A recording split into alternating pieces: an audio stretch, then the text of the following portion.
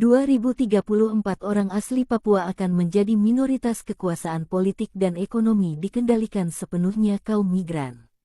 Strategi taklukkan bangsa Papua dengan sebelum 100 tahun kemerdekaan Indonesia 2045 orang Papua jadi minoritas. Kepentingan ekonomi dan politik dipastikan aman, tidak ada lagi gerakan politik di Papua sebelum tahun 2045.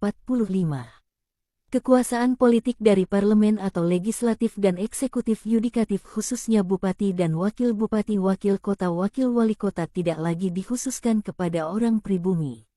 Otonomi khusus Jilid 2, semua kekhususan dan kewenangan pemerintah daerah eksekutif maupun legislatif sudah dikendalikan pusat. Berdasarkan populasi jumlah penduduk di Papua, orang asli Papua dan non-Papua mayoritas adalah orang non-Papua atau kaum migran.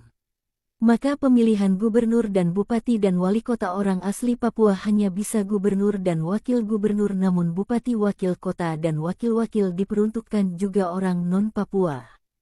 Berdasarkan populasi jumlah penduduk migran kuasai Papua, otomatis semua bupati dan wali kota diduduki oleh orang migran. Selain itu di kursi parlemen mayoritas dikuasai kaum migran sehingga semua kebijakan pemerintah daerah dan regulasi daerah bisa diatur untuk kepentingan investasi ekonomi dan hanya untuk menguntungkan kaum migran sebagai mayoritas menentukan kedaulatan politik dan demokrasi. 5 tahun kaum migran akan mempersiapkan infrastruktur dan suprastruktur politik dan ekonomi di Papua. Hal tujuan pemilu legislatif dan eksekutif tahun 2029, kekuasaan politik akan mencapai 80%.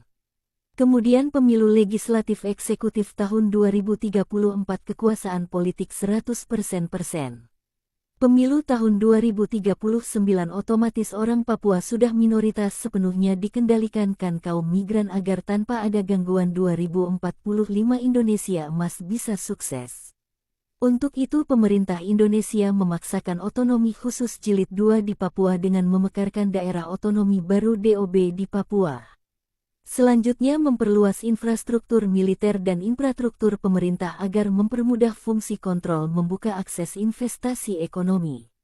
Strategi pemerintah untuk menguasai dan menaklukkan bangsa Papua saat ini adalah seperti berikut.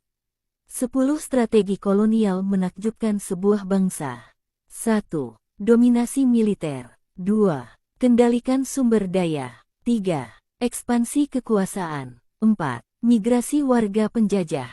5. Pemusnahan sejarah dan budaya. 6. Menghancurkan moralitas. 7.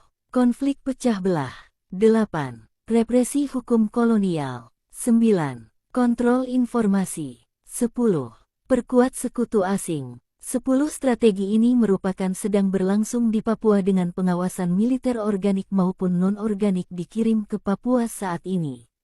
Kehidupan bangsa Papua terancam punah, nasib orang Papua bisa sama dengan bangsa aborigin di Australia dan bangsa Indian di Amerika.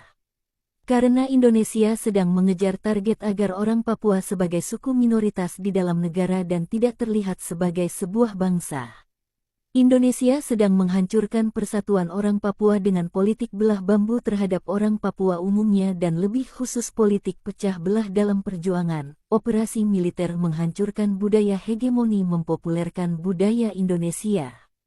Dalam kondisi seperti ini organisasi gerakan dan para aktivis baku siku memperdebatkan idealisme masing-masing walaupun sudah sadar kondisi objektif di Papua. Semua gerakan tidak mau bersatu dalam strategi dan tujuan bersama dengan meningkatkan kerja-kerja kolektif melawan musuh bersama. Tagar Papua Darurat Militer, Tagar Papua Darurat Sipil, Tagar Papua Darurat TAM, Tagar Papua Darurat Investasi, Tagar Papua Dom, Penggemar, @sorotan, Tagar Pengikut, Gadaf 69 FWP.